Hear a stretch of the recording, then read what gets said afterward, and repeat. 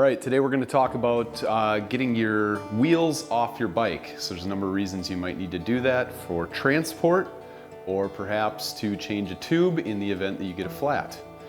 First step is to make sure your screen is off by pressing and holding this button here. Power the bike down at the back of the battery with the red switch.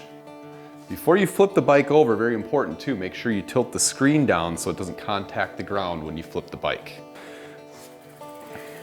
Take the bike like this, balance it on the back of the rack,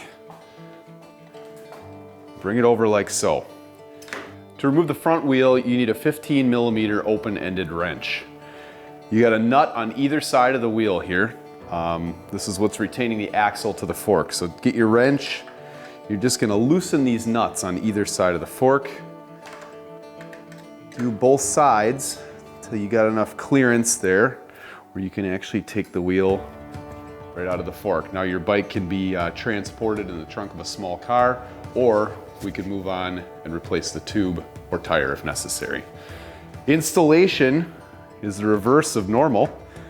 Just slide it back in there, make sure the brake rotor seats properly inside of the brake caliper. Once everything looks centered, just tighten the nuts back down on the axle. Snug them up into the dropouts here. Once everything is tight, just give the wheel a spin to confirm that everything clears, and you're good to go on the front wheel.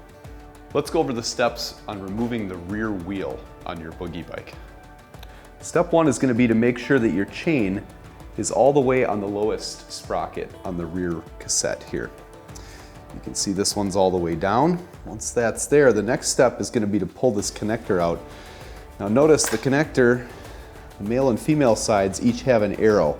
When you're reconnecting that, it's important that those line up. That'll get the pins in the proper holes inside the connector. Next step is to pull this plastic cap out of the way to expose the nut retaining the rear wheel. Same on the other side.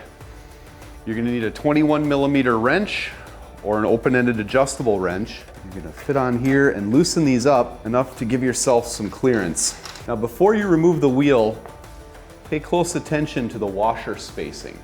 When you reassemble the bike, make sure to get the washers in the proper position to ensure the wheel tightens down in the right way. Now that everything's loose, you should be able to pull the derailleur back a bit. Pull the chain out of the way like that, and the wheel's free.